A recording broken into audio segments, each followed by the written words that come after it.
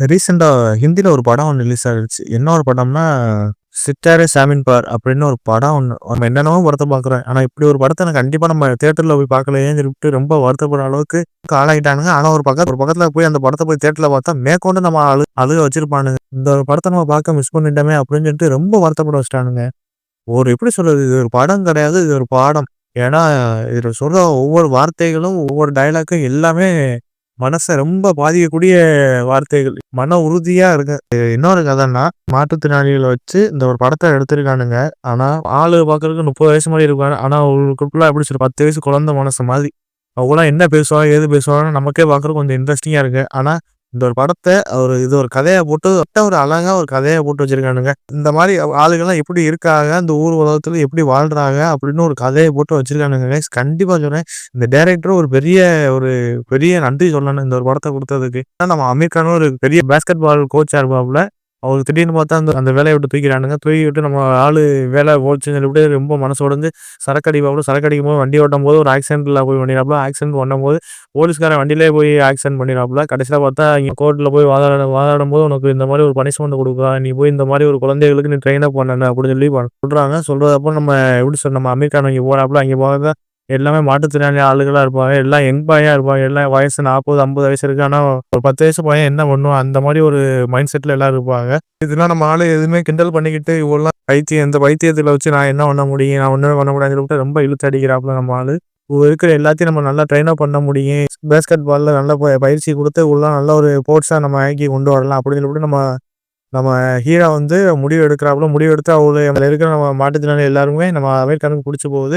அமீர் கானு அவங்களுக்கு எல்லாத்துக்கும் நல்லா சப்போர்ட் பண்ணி கடைசில பாத்தா பெரிய பிளேயர் ஆக்கி பார்க்குறாப்புல. இதான் ஒரு கதையா போட்டு வச்சிருக்கானுங்க கைஸ். கண்டிப்பா சொல்றேன்.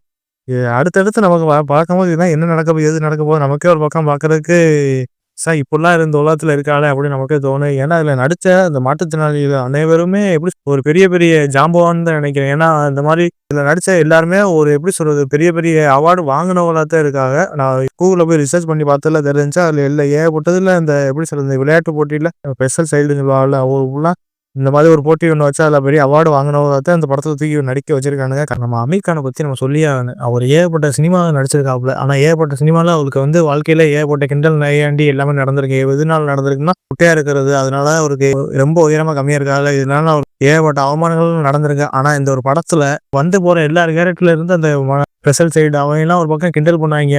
"உன்னால பேஸ்கெட் பால் போட முடியுமா? நீ குட்டையா இருக்க." உன் அம்மால இருந்து எல்லாமே சொல்லுவாங்க. ஆனா இவ்வளோ பெரிய ஹீரோ ரொம்ப உச்சத்துல இருக்காப்புல. இதெல்லாம் இந்த டைரக்டர் இதெல்லாம் ஓகே சார். இதெல்லாம் வச்சு விடுவோமா சார்ன்னு சொல்லிட்டு நம்ம அமீர் கான் பெருந்தன்மையா இதுல வச்சிருக்காப்புல. ஏன்னா, அவர் குறைய பத்தி எந்த ஒரு ஆக்டருமே அவர் குறைய பத்தி எந்த படத்துலயும் வைக்க மாட்டாங்க. ஆனா, இது நம்ம அமீர் கான் இந்த ஒரு படத்துக்கு அந்த அவர் குறைய இதுல போட்டு சொல்லியிருக்காப்புல. ஆனா, அது ஒரு ஜாலியா சொல்லியிருக்காப்புல. அதான் பார்க்கறதுக்கு ரொம்ப ரசிக்க முடியும். "நான் குள்ளமா இருக்கிறது தான் பிரச்சனையா?" அப்படின்னு சொல்லிட்டு அவரே ஒரு பக்கம் சொல்லாப்புல. அதெல்லாம் பார்க்கறதுக்கு நமக்கு கண் கலங்குற விஷயமா இருக்கு. எவ்வளோ ஆக்டர் இருந்தாலும் எல்லாரும் உச்சத்துல இருக்காங்க. ஆனா, அவர்களோட குறைய யாருமே எந்த படத்துலயும் சொல்ல மாட்டாங்க. ஆனா, இந்த ஒரு படத்துல இந்த அமீர் கான பத்தி இந்த ஒரு குள்ளமா இருக்கிறதுனால அவர் என்னென்ன பிரச்சனைலாம் ஹேண்டில் பண்றதெல்லாம் நீட்டா சொல்லியிருப்பானுங்க.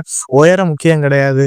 நம்ம திறமை தான் முக்கியம்னு ஒரு டயலாக் ஒண்ணு வச்சிருப்பாங்க. கண்டிப்பா அமீர் கான் சாருக்காண்டியே இந்த ஒரு டயலாக் வச்சிருக்கானுங்க. படம் உண்மையில ஒரு மஸ்ட் வாட்சான ஃபிலிமு. இது YouTubeல இருக்கு. 2 1/2 மணி நேரம் இருக்கு. கண்டிப்பா சொல்றேங்க. படத்த மிஸ் பண்ணாதீங்க. படம் தாறுமாறான ஒரு மோட்டிவேஷனான ஒரு படம். ஒரு டயலாக் ஒண்ணு வருங்க. சரியான டயலாக். எல்லாமே நம்ம எல்லாமே ஃபர்ஸ்ட்ல வரும்னு நெனைப்போம். ஆனா எப்படி சொல்றது? 1 விட 2 பெருசு தானே சார் அப்படின்னு சொல்லும்போது ஒரு டயலாக் ஒண்ணு வரும். ஆமால்ல அப்படின்னு நமக்கே தோணும். டயலாக் ரைட்டிங்லேருந்து எல்லாமே சூப்பரா இருக்கு. அதுல நமக்கு எல்லாமே பார்க்கறதுக்கு பழைய சீனா தான் இருக்கு. ஆனா டயலாக் ரைட்டிங் தான் படத்தோட மைய கருத்து. ஏன்னா இங்கங்க நம்மளே எப்படி சொல்றது? உணர்ச்சி பூர்வமா நம்ம சென்டிமென்ட்ல இருந்து எல்லாமே வேற லெவல்ல வச்சிருப்பானுங்க. அந்த அமீர் கானோட அடுத்த மாற்றுத்திறனாளிகள்லாம் பார்க்கும்போது வேற லெவல்ல நடிச்சிருந்திருக்காங்க. கண்டிப்பா அது ஒரு மஸ்ட் வாட்சான ஃபிலிம் கைஸ். ஒரு மோட்டிவேஷன் வாழ்க்கையே இழந்து போயிருப்பானுங்களா அவங்கலாம் இந்த படத்த போய் பாருங்க. கண்டிப்பா நம்ம தியேட்டர்ல போய் பார்க்க முடியல. ஆனா இப்ப YouTubeல இந்த படம் இருக்கு. கண்டிப்பா நம்ம உட்கார்ந்து பார்க்கலாம் கைஸ்.